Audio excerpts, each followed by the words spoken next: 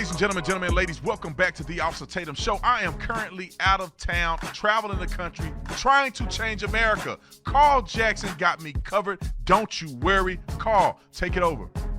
All right, thank you, Officer Tatum, and welcome to the Officer Tatum Show. It's an honor and privilege to be behind the microphone again. I want to thank Sean McConnell in my ear. Zach, I just learned, is on the lines after texting him. Forgotten Man is out there somewhere. Lou has got my back right here in the Orlando studio. The number to call into the program if you'd like, 844-900-7243, 844-900-7243. I know that it's a Friday, but I am excited. It's a lot going on. We're so close to the November 8th election. I am absolutely giddy. I can't even hide it. I can't lie to you. I won't lie to you. I think I won't lie to you anyway. But I think it's over for the donkeys. We're going to get into it, at least for this term. And then we're going to have to fight like hell to make sure that we restore this constitutional republic, not a democracy, as Biden said 37 times in his speech, but a constitutional republic. We don't have a democracy. This is not mob rule. I understand that democracy is our voting process where everyone gets to play a part in this great country and in our system, but we don't have a democracy. We don't have mob rule. Mob rule is what we would have seen in 2020 when the Black Lives Matter Inc. and Antifa mobs across the country tried to scare us all into voting one way or staying home. That's not what we have. That's a democracy, or that would be a democracy. We have a constitutional republic, and what we're going to do on November 8th is fight to restore that constitutional republic. And I think I think the Democrats are in for some trouble. And listen, I don't want to get in front of my skis, as they say. All of the polling doesn't matter unless you show up to vote and unless you take somebody with you. But I am confident that we are going to listen. I think the House is a foregone conclusion. We're still fighting for governorships across the country.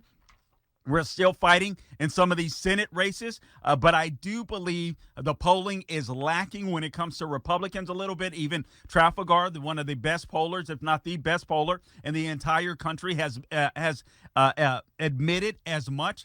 But the numbers look good, and as long as you show up, at least we can stop the bleeding or slow the bleeding. I know that's frustrating to say. I know you all often hear, you hear Republicans say, all right, listen, you just vote for me this time. We'll do A, B, and C. Here's the truth of the matter. What we're fighting for now is to stop the bleeding. And then in 2024, we get to restore this constitutional republic. But right now, we've got to make sure that we stop the bleeding. We got to make sure that we stop the boat from sinking. I think we're going to do it. I'm going to give you some good news. And then I'm going to talk to you about what's happening in media. A lot of people in media are getting the boot. Tiffany Cross is one of them. I want to touch on that in the second hour. I'm going to touch on. I want to touch on what's happening with Paul Pelosi. There's more weird stuff that has popped up with that, and there's some things that I think the media isn't talking about or isn't willing to say. I think there's some things that the conservative media isn't willing to say. And I understand, that we should withhold judgment. We should be rather reserved. There is a little bit of information out there, but I want to talk to you about the macro. I think that story is much bigger than a lot of conservatives will like to admit. And I think Biden showed us as much in his speech. He tied it together. So we'll talk about that a little bit. But first, let me go to this. Adios, donkeys.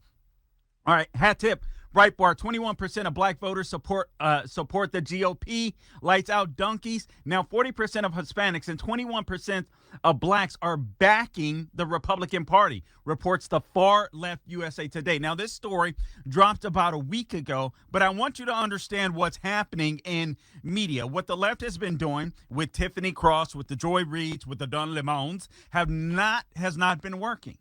I think essentially that's why you're seeing a lot of the firings happening. Well, obviously it's bad ratings, but they expected that a Joy Reid, that a Tiffany Cross could come on television. They thought Shepard Smith could go from Fox and translate viewers over to wherever he went. I think it was CBS, I believe, or CNBC. CNBC, thank you. And they thought that people would follow along. But here's what they didn't realize. They didn't realize that they didn't have Trump. when all of you have to understand how important the media is. Now, I'm a commentator. All right, you guys know where I stand. I'm a conservative. I'm going to filter. When I look at articles, I filter those articles with my biblical worldview, with a conservative worldview. That's who I am, and I don't hide it. But you have a Don Lemon, you have a Tiffany Cross, who's a race baiter on television. Joy Reid, the same thing.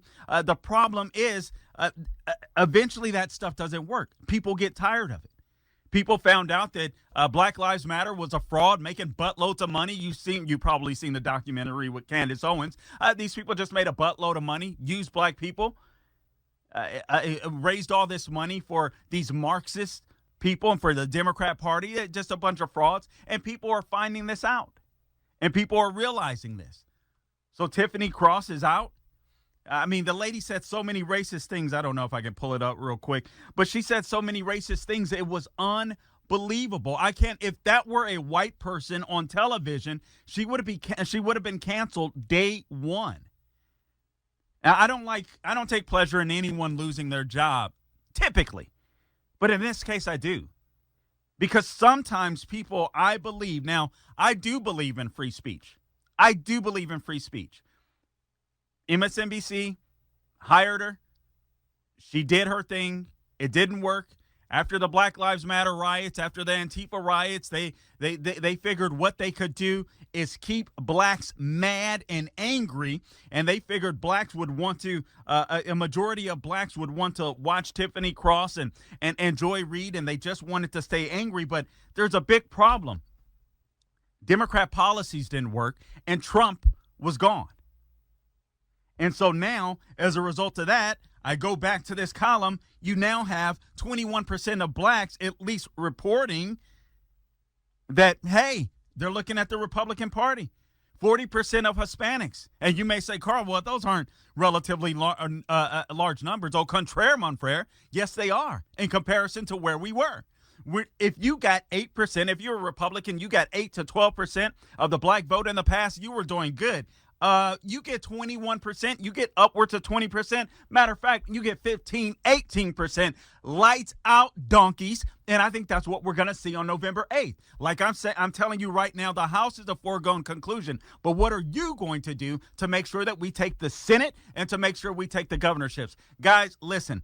I'm not necessarily a betting man, but I've been throwing 25 here, 50 there.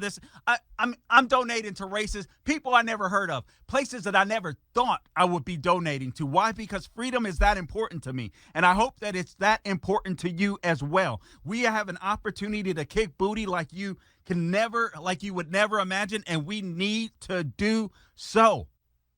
Everything the left is spewing isn't working. I'm so thankful that Biden gave another speech. I couldn't even handle listening to it. I'm not going to lie to you. But I'm so thankful that he gave it.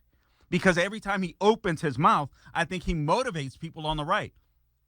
People are tired. People are fed up. People know what's going on. People know that it's just an act. People understand what they've been doing. As a matter of fact, I'm going to get to in this hour, there's a story by a Substack from a black gentleman who was a Democrat and then turned independent, and now he's like, I'm voting Republican for the very first time, and he outlines the reason why. This is a guy that wanted to remain Democrat. He wants to go back to the Democrat Party, technically. I don't think it'll happen, but I'll give you the reasons as to why he flipped.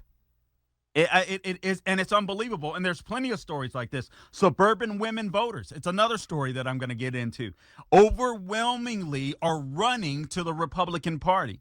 And I'm telling you, there's a lot of polling. Listen, again, I don't want to get ahead of my skis. I understand it's not over until Hillary Clinton sings. I get it. But nonetheless, we are looking very good as long as you get out and vote.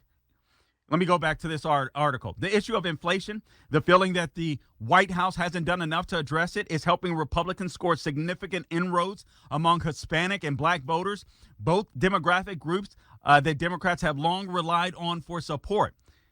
So it turns out that January 6th hasn't been effective. You know, it turns out just calling people racist all the time and telling people that they're a threat to democracy doesn't work. When people are hungry, when people cannot afford to put food on buy food or put gas in their car, it turns out the whole democracy argument or threat too does not work.